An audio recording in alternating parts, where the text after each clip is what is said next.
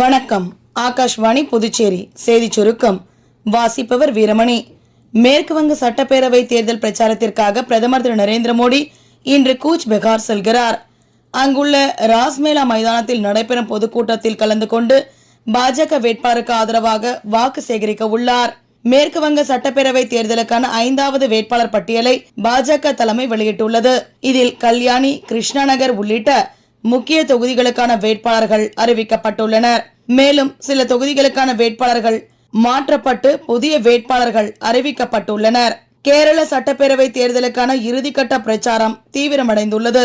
மூத்த பாஜக தலைவரும் உள்துறை அமைச்சருமான திரு அமித்ஷா பேப்பூர் மற்றும் கட்டகடா பகுதிகளிலும், காங்கிரஸ் தலைவர் திரு மல்லிகார்ஜுன கார்கே பீருமேடு மற்றும் கொட்டரகரா பகுதிகளிலும், இடதுசாரி தலைவர்கள் மாநிலத்தின் பல்வேறு பகுதிகளிலும் தீவிர சாலை பேரணி மற்றும் பொதுக்கூட்டங்களை நடத்த உள்ளனர்.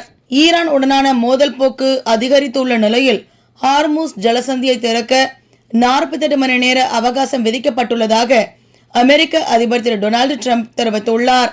மேலும் தெஹ்ரானில் நடத்தப்பட்ட தாக்குதலில் ஈரான் தளபதிகள் கொல்லப்பட்டதையும் அவர் உறுதிப்படுத்தியுள்ளார். IPL ஆடவர் T20 கிரிக்கெட் போட்டியில் இன்று பிற்பகல் 3:30 மணிக்கு நடைபெறும் ஆட்டத்தில் ஹைதராபாத் அணி, லக்னோ அணிகள் மோதுகின்றன.